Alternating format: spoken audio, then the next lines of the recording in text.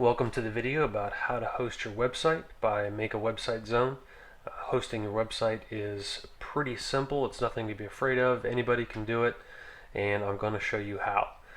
So let's go ahead and get started.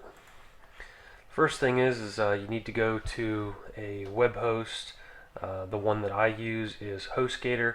If you're starting out, really HostGator is everything you need. They're a good, reliable host, and the prices are reasonable. First thing you need to do is go to the web hosting plans, the link in the middle, and you're going to see several options. This first option here is the Hatchling plan. If you have a single site and you know you're only going to be needing one site, then you can use that plan. If you know you're going to be using multiple sites, then you should use the baby plan in the middle, because that allows you to do unlimited sites, host unlimited sites. There is a business plan. I wouldn't worry too much about that. They give you, a free toll-free number and private IP and SSL, but you probably don't need those. If you think you do, you'll have to investigate further. So for this purposes, I'm just going to pick a Hatchling plan. The steps are the same for all these. So let's click on Order Now.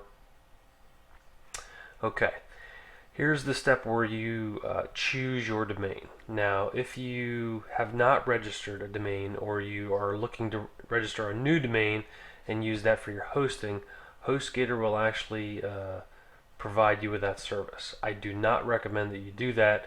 I actually recommend that you register your domain through another service, whether it be GoDaddy, Namecheap. Those are the two I use. Or whoever you use, I would recommend you register your domain through them rather than getting your domain through HostGator. It's just going to save you some potential headaches. You don't want the same company controlling both your domain and your hosting. I don't really care who the company is. So for this purposes, we're going to enter in a domain name that we already have, or I'm going to assume we already have it. Testdomain.com. I'm just going to throw something in there. Continue to step 2. Okay. At the top here, you're going to pick your package type. Hatchling is for a single website. Baby is for unlimited websites. And then you can see the billing cycle here. You're already getting 20% off. That coupon code was automatically entered on the previous screen.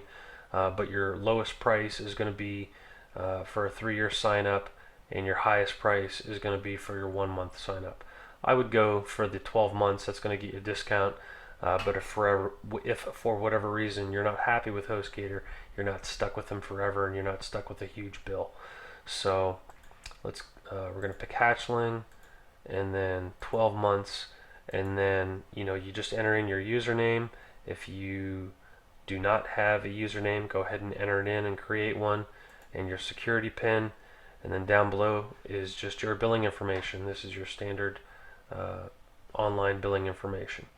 And then down below, you're going to have a summary of what you got.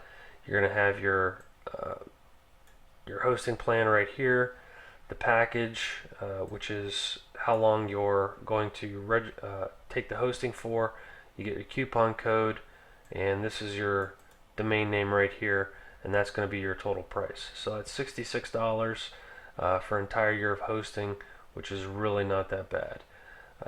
Here's I have read and agree to the terms of service. It's already clicked, and down below that is a button to create your account. So I would just click on that.